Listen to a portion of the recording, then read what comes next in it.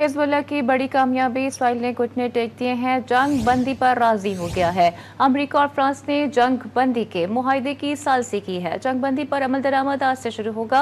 Hezbollah की कामयाबी का बरतानिया ने भी खैर मकदम किया है। दुनिया समझ रही थी कि इसराइली वजीर आजम नेतन्याहू को जेर करना नामुमकिन है, लेकिन उनके सामने हिजबुल्लाह थी, जिसने पहले भी इसराइली फौज को अपने मुल्क से निकाल बाहर किया था।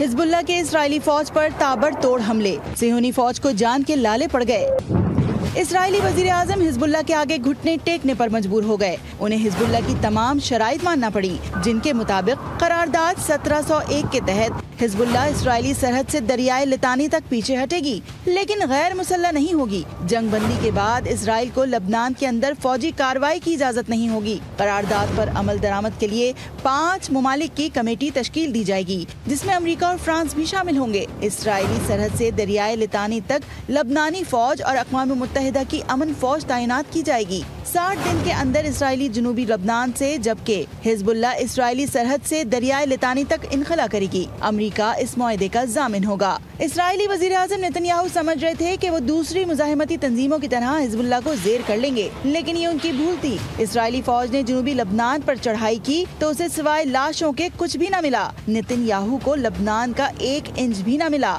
उल्टा उसका वजीर दिफा मुस्ताफी हुआ, बल्कि काबीना के कई अरकान भी नेतन्याहू का साथ छोड़ गए। अपनी हट धर्मी के बायस नेतन्याहू पर सारी दुनिया तनकीद कर रही है। इसराइली अवाम उनसे मुस्ताफी होने का मुतालबा कर रहे हैं। ऐसे में नेतन्याहू हिजबुल्लाह के साथ जंग बंदी ना करते तो और क्या करते। मुआहदे की सालसी की है। जंग बंदी पर अमल दरामद आज से शुरू होगा। हिजबुल्लाह की कामयाबी का बरतानिया ने भी खैर मकदम किया है। दुनिया समझ रही थी कि इसराइली वजीर आजम नेतन्याहू को जेर करना नामुमकिन है, लेकिन उनके सामने हिजबुल्लाह थी, जिसने पहले भी इसराइली फौज को अपने मुल्क से निकाल बाहर किया था। हिजबुल्लाह के इस्राएली फौज पर ताबड़तोड़ हमले, सिहोनी फौज को जान के लाले पड़ गए।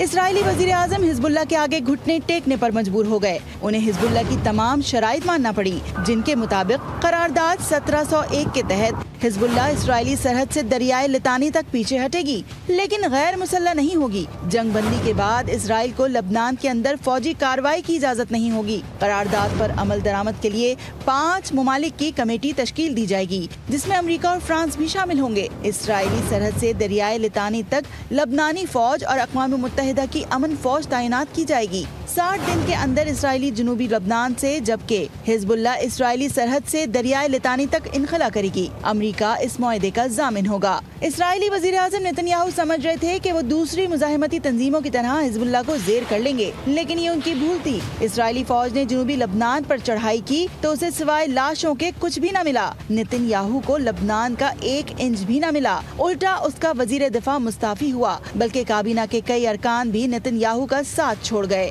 अपनी हट धर्मी के बायस नेतन्याहू पर सारी दुनिया तनकीद कर रही है। इसराइली अवाम उनसे मुस्ताफी होने का मुतालबा कर रहे हैं। ऐसे में नेतन्याहू हिजबुल्लाह के साथ जंग बंदी ना करते तो और क्या करते।